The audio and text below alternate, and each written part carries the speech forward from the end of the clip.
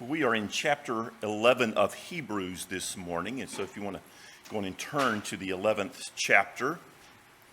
I've made comments in the past that noises of children don't bother me. I rarely hear them. I can't make any promises about the noises of a granddaughter, though. So we'll just have to see how that one goes. All right, so we're in chapter 11 of Hebrews. As I continue to try to remind you as we go through the book of Hebrews, really the main point is that Jesus is greater, right? Jesus is greater. There seems to have been a temptation among some of the Jewish believers to fall back on their Jewish traditions and heritage. You know, they were facing some hardships, some persecutions because of their faith in Jesus. Well, is it worth it? You know, is it worth believing in Jesus if you're going to face these hardships? We didn't have these hardships when we were just following the traditions of the Old Testament, the Old Covenant. And so why follow Jesus? And so he's again pointed out over and over how Jesus is greater. And maybe the question arises, well, what about those Old Testament people? What did they have? They lived before Jesus. And his answer is they had faith. They had faith. And maybe we should ask ourselves, do we have faith? Because what is faith and what does faith look like? And this chapter is all about faith and examples of faith. But before we get into the chapter, there are some lessons I think we need to learn. The first lesson is that there is a difference. There's a distinction between the ways that the word faith is used in the Bible. There's the faith, there's saving faith, there's the gift of faith, there's faith that versus faith in, there is living faith. All right, first there's the faith, because the Bible talks about the faith, as in the faith that once was delivered for all. And then really that's a collection of what we believe, the doctrines that we believe about God and Jesus, about salvation, about heaven, right? It's a collection of what we believe, and that's the faith. Again, that's what Jude was talking about when he said the faith that has been given to God's people.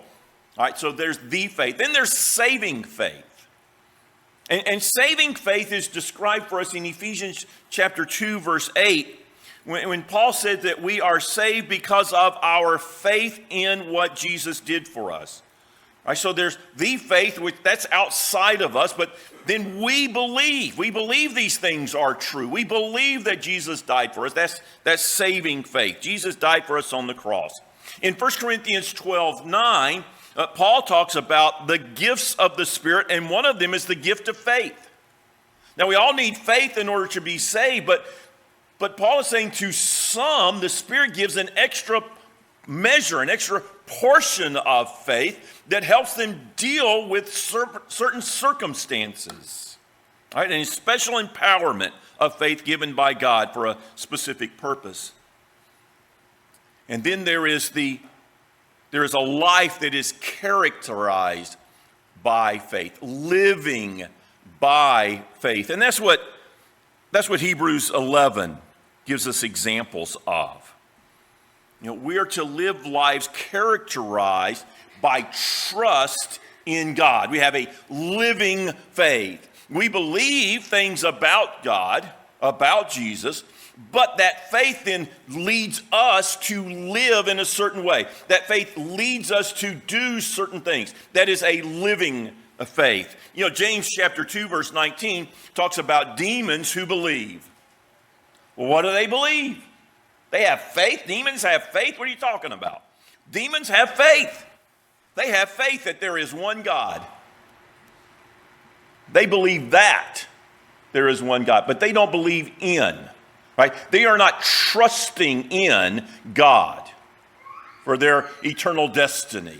They just believe that he exists, but it doesn't affect the way they live. They don't have a living faith. And so in this chapter, in Hebrews 11, the author mentions 17 people by name who are examples of faith, living faith because of their trust in God. And so it's not just enough to say God exists, because even demons are able to do that, right? Do we trust him? Have we given our lives to him? Are we living for God each and every day? All right? Now, second, we need to understand that we are not to have faith in faith. We're to have faith in God. You know, there are some circles who say you just got to believe enough. Well, what is your faith in? Well, it's in the level of your belief. If I just have enough faith, this will happen. It's faith in myself and my ability to believe. Right? We're not to have faith in faith. We're to have faith in God. We trust God. We trust the promises that he made. You know, including when things go wrong in our lives, that God is going to be able to work all those things together. I don't understand why this is happening, but I know that God can use it for good. Right? So we're trusting in God no matter what. And then third, while Hebrews 11, I think this is very important, while Hebrews 11 is often referred to as the Hall of Faith, you know, the men and women included here are not some superheroes of the faith. You know, you ever imagined, you know, if you could have any superpower, what would it be? Right? We will never be able to fly. Right? We'll never have this super strength. You know, we won't have these superpowers. These are not men and women of some superpower, super amount of faith, right? They're just average, everyday, ordinary people who had faith in God, and because of their faith in God, they did something. They acted. And that faith in God saw them through the difficulties that faith. You know, we should note that all of the stories, all the people mentioned in Hebrews 11, you can find their stories in the Old Testament. You can go back and read about them in the Old Testament. However, if you look at their stories in the Old Testament, it almost seems like the author of Hebrews is talking about somebody completely different.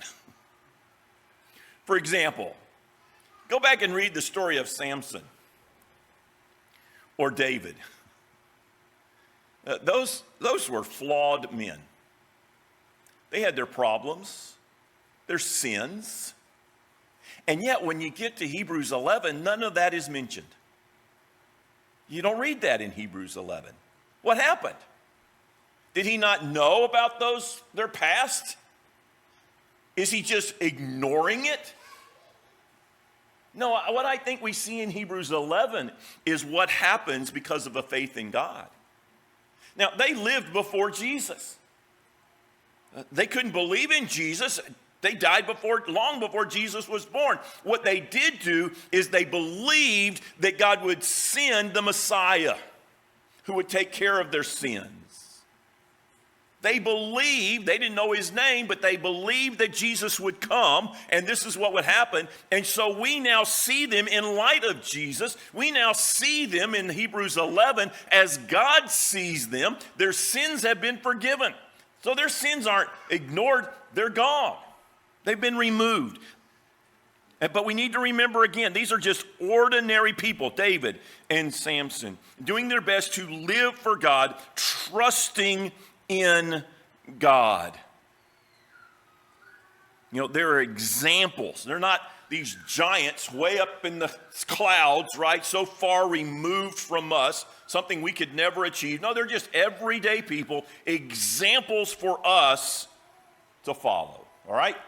All right, just kind of an introduction as we get started to chapter 11. So let's get started with verse 1. And the chapter begins with a definition of faith. Hebrews 11, verses 1 and 2.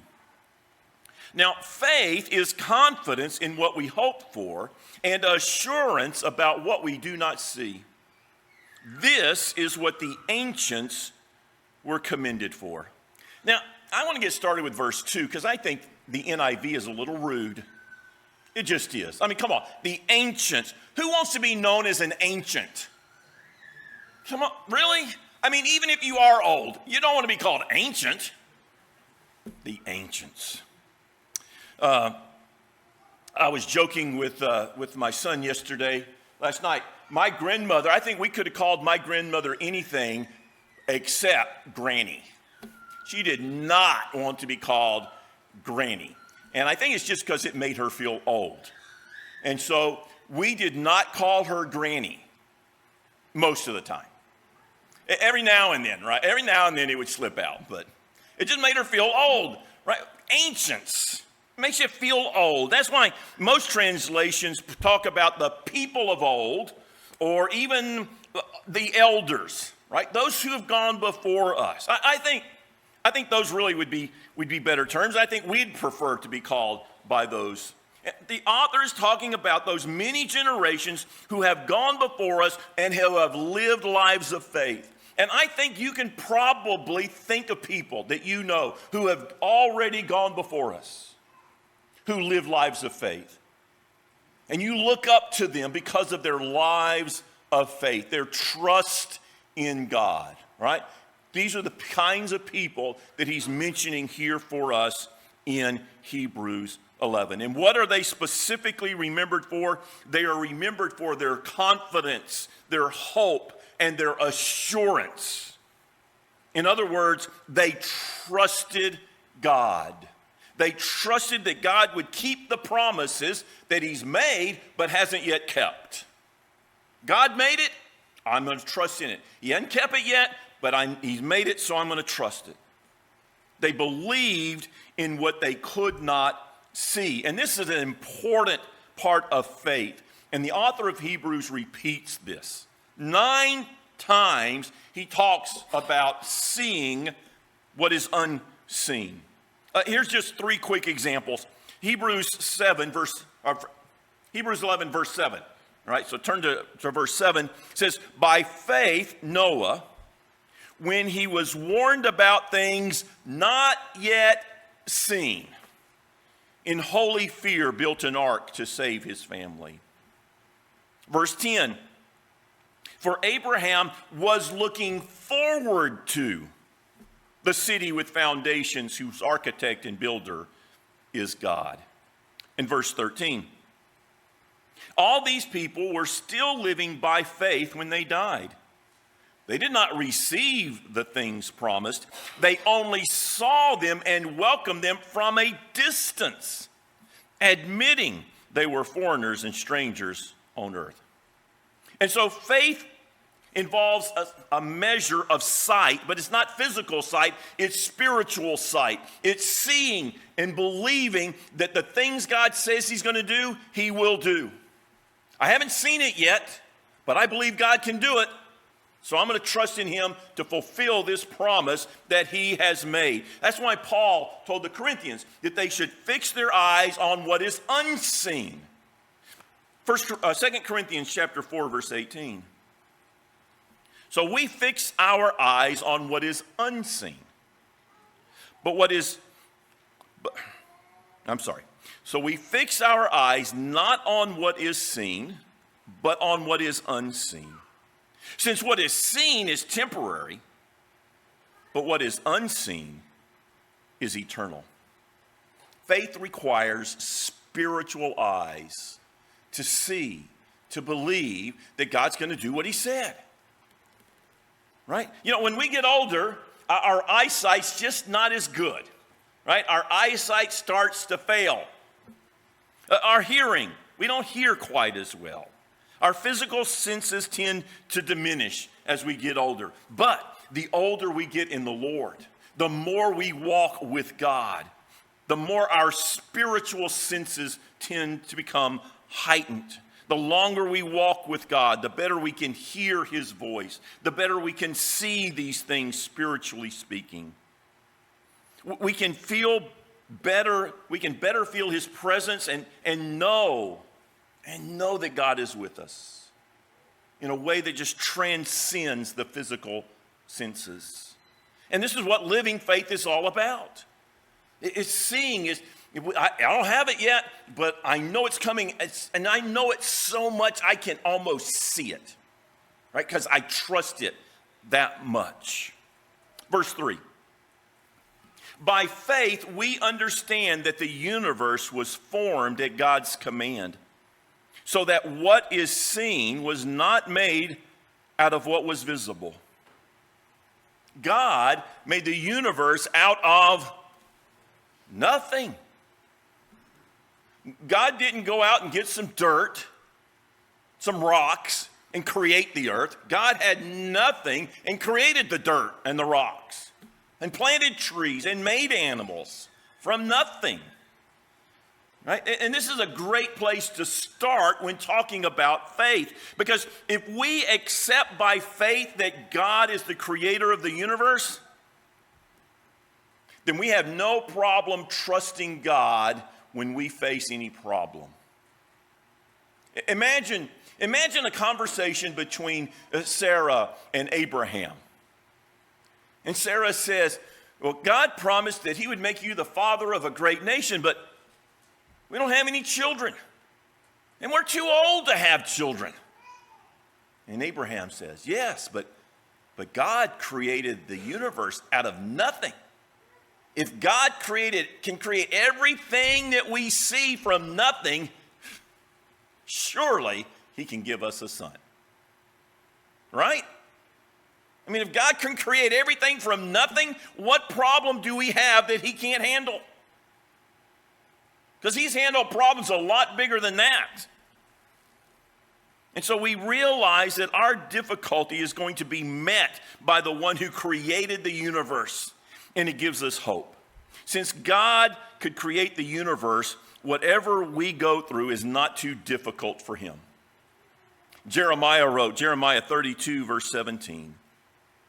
Ah, sovereign Lord, you have made the heavens and the earth by your great power and outstretched arm. Nothing is too hard for you. Nothing. Nothing. Absolutely nothing is too difficult for God. God created everything, therefore we can trust God with every problem that we have. All right, now the writer of Hebrews turns to some examples.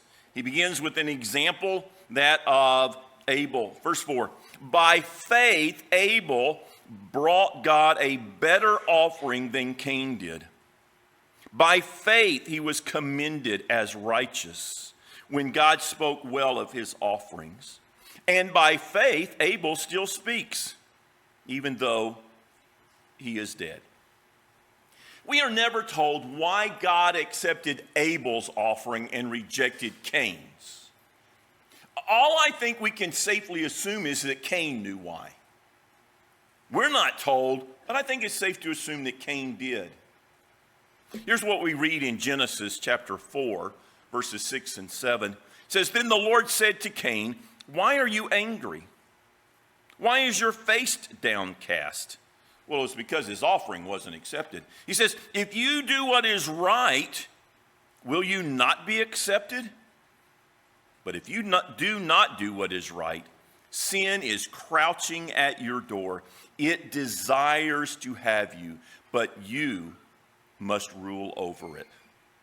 Says, Cain, you know right from wrong. If you do wrong, this is going to be the result. You're going to be downcast. You're going to be depressed. But if you do what is right, you'll be accepted. You won't have this problem. Now, I've mentioned again before that I don't think that it was what Cain gave as much as his attitude in what he gave. Cain's offering came from the fields. And maybe they were symbolic of his own efforts.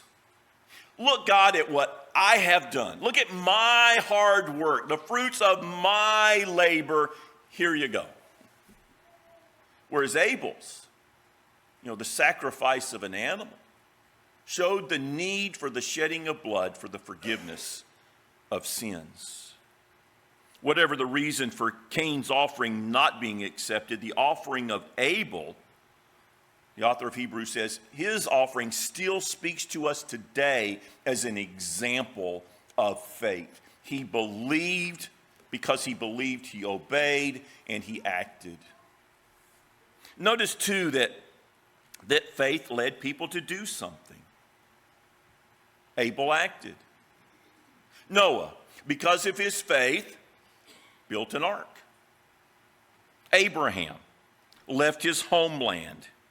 Because of their faith, Moses, his parents, hid him. By faith, the Israelites crossed the sea on dry land. By faith, the Israelites marched around the city of Jericho 7 times and defeated the city. By faith, Rahab believed, and her family were saved. Faith leads us to do something. Faith leads to action. Verse 5.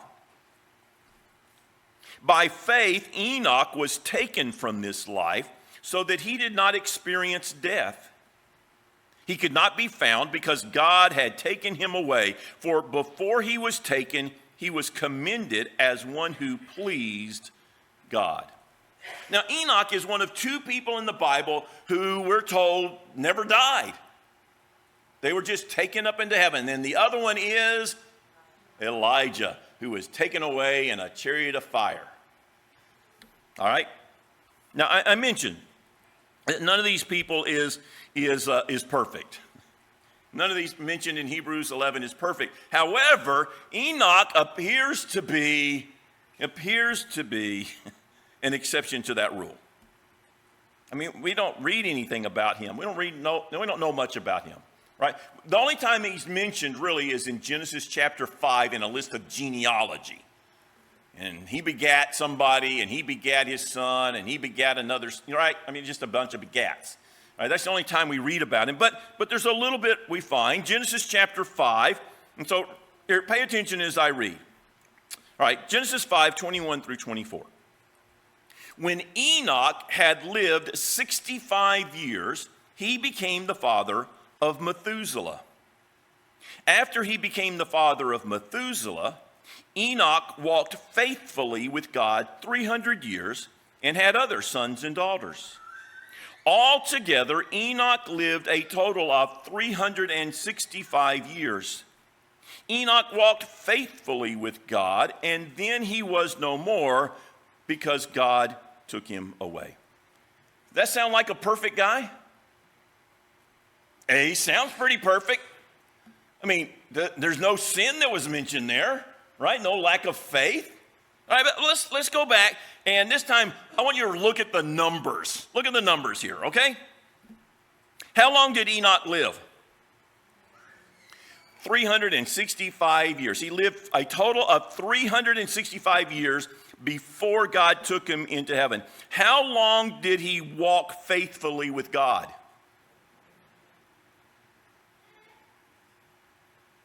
You see a discrepancy there? He lived 365, but he only walked faithfully for 300. What happened to those first 65? And what happened on that 65th year? Well, we're not told what he did the first 65, but we are told what happened in the 65th. He had a son, right? When he was 65 years old, right? He became the father of Methuselah.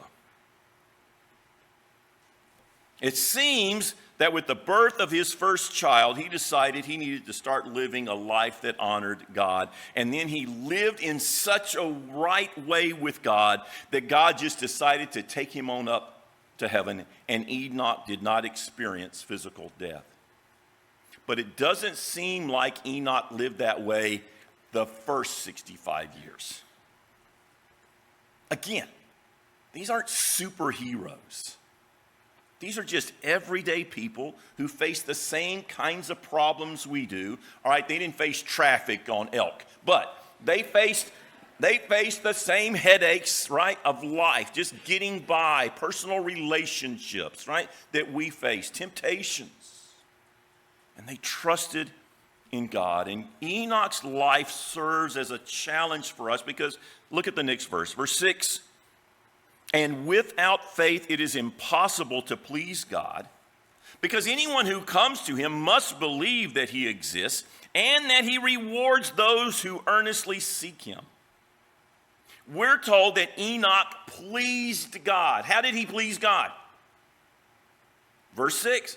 The only way to please God is because of his faith, not because of some things he did. He pleased God because of his faith, and then by faith he did some things.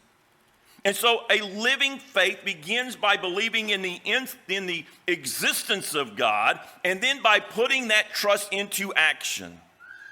There are still a large and overwhelming number of Americans who believe that God exists. It's gone down in the last few years, but it's still over 80% of Americans believe there is a God. But very few who trust him for their lives, for their salvation, for their eternity. They don't have a life of faith. And what is the result? Well, we're told that if you trust God, right, and you seek God, that God rewards those who earnestly seek him. There are just too many people who have the misconception about God and think that he's just eager to judge or punish them. But the Bible says that God has a desire to bless and reward us. Which is right? God want to punish us or God want to reward us? Well, here's just a few verses. Jesus, Sermon on the Mount, Matthew 6:6. But when you pray, go into your room, close the door, and pray to your Father who is unseen. Then your Father who sees what is done in secret will reward you. Paul wrote to the Colossians 3:23 and 24. Whatever you do, work at it with all your heart, as working for the Lord, not for human masters, since you know that you will receive an inheritance from the Lord as a reward. It is the Lord you are serving. One of the last things that in the Bible that's recorded Jesus as saying is found in the book of Revelation. It's about the reward he will bring when he returns. Revelation 22:12. Jesus says, "Look, I am coming soon. My reward is with me, and I will give to each person according to what they have done." I could read lots of more verses, but I think you're catching a theme, are you not? There's a reward. God loves to reward his people. He loves to bless them when they come to him in faith. In faith. Not when they come to God, look, God, at all the great things I've done, I deserve your blessing. No, it's when we come to God in faith, in humility, recognizing our sin and receiving the forgiveness he offers because of Jesus. Not because of what we've done, but because of Jesus.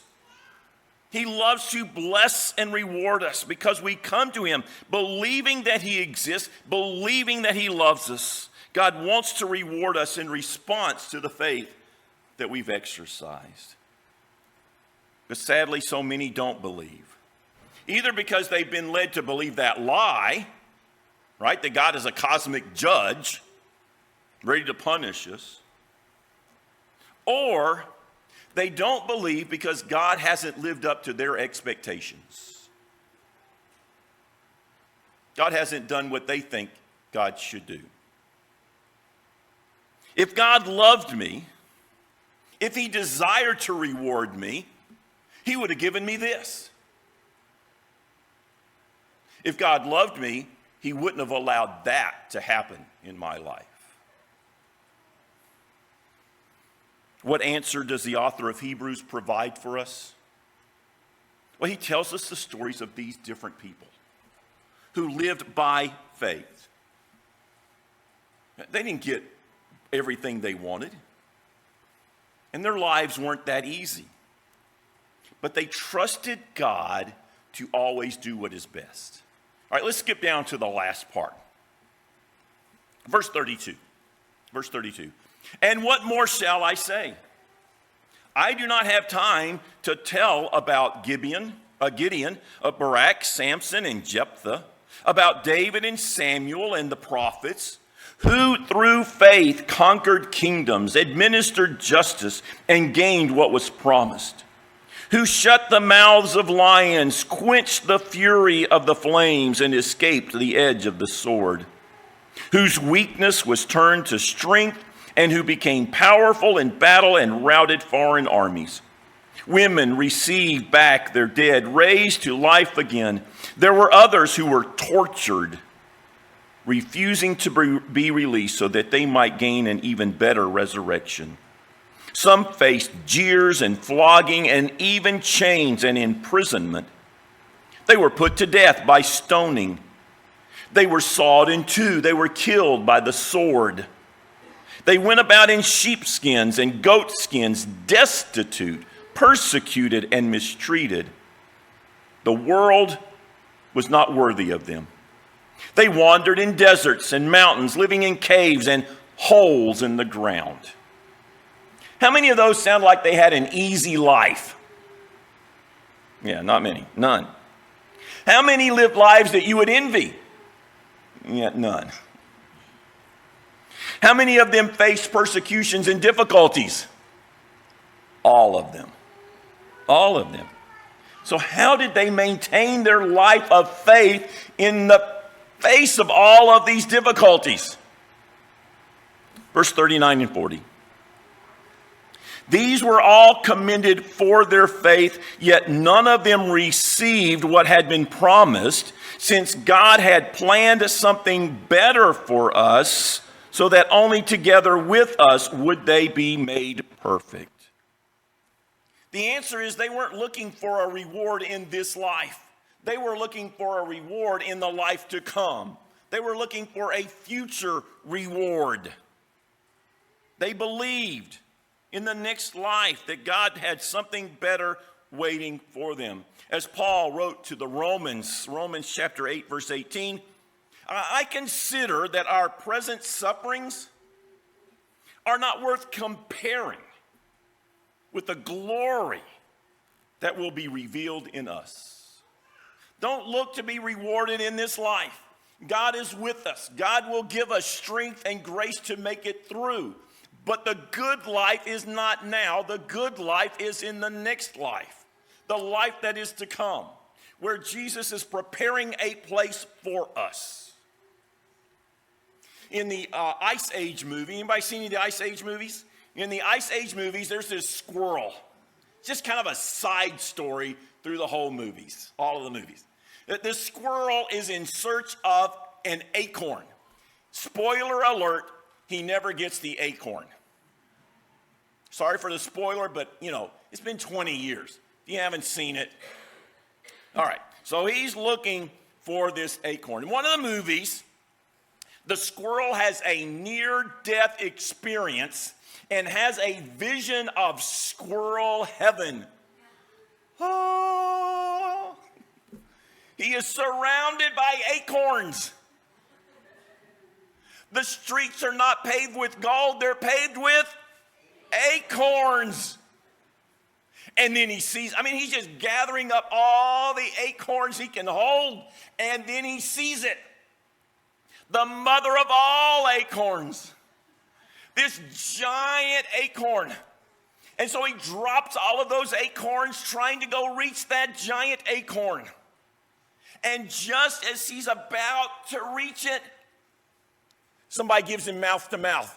And he's brought back to earth, to the Ice Age. Oh, life isn't the same. He can't even get one acorn. There he had all the acorns he could ever want. We look forward to the day when we will be with God in heaven. Not because of streets paved with acorns. We look forward to a life with God. That's what our faith does, right? God is with us. God gives us grace. God gives us strength.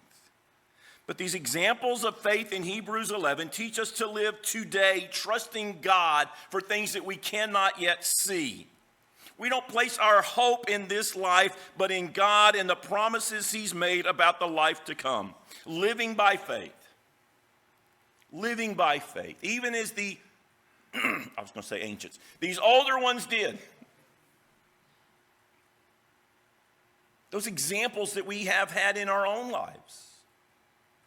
This is how we please God. This morning we're going to sing our invitation hymn, and we invite you to come. If you never made that decision to follow Jesus, to receive the forgiveness that only he can give, we invite you to come and place your life in him, to be baptized in his name. This morning, if you have some special need for prayer, we invite you to come. We would love to pray with you. Won't you please stand as we sing?